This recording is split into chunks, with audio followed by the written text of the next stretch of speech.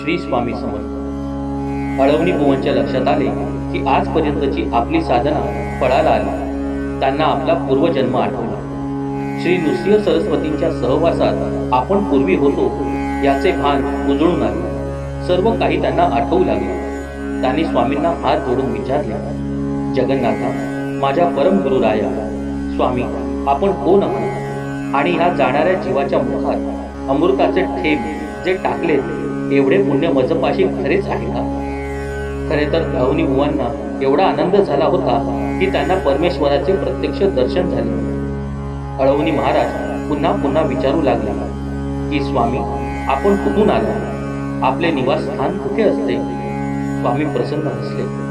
त्यांनी बुवांना उठवून आपल्या शेजारी बसवले. त्यांच्या पाठीवरून प्रेमाने हात फिरवला. स्वामी म्हणाले, अळवणी बाबा, संपूर्ण विश्व हेच आमचे निवासस्थान. कधी कैलास पर्वतावर असतो, कधी शेषशाही नागावर आम्ही आनंदाने पोहोचतो. कुणी प्रेमाने हाक मारली की धावत येतो. आज तुम्ही प्राण भरल्या स्वरात हाक मारला. हिमालयातून संचार करीत दक्षिणेकडे निघालो होतो. तुमची हाक ऐकू आली. तुम्ही तर माझ्या दर्शनासाठी आला म्हणून धावत धावत इकडे आलो.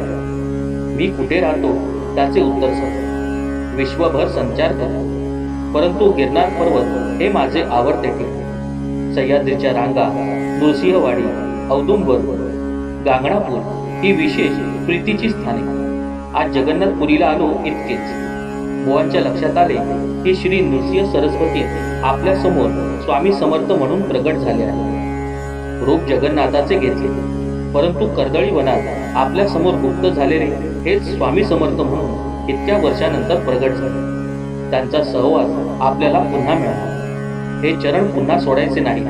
स्वामींच्या स्मरणात आता प्रत्येक क्षण, प्रत्येक श्वास वेचायचा.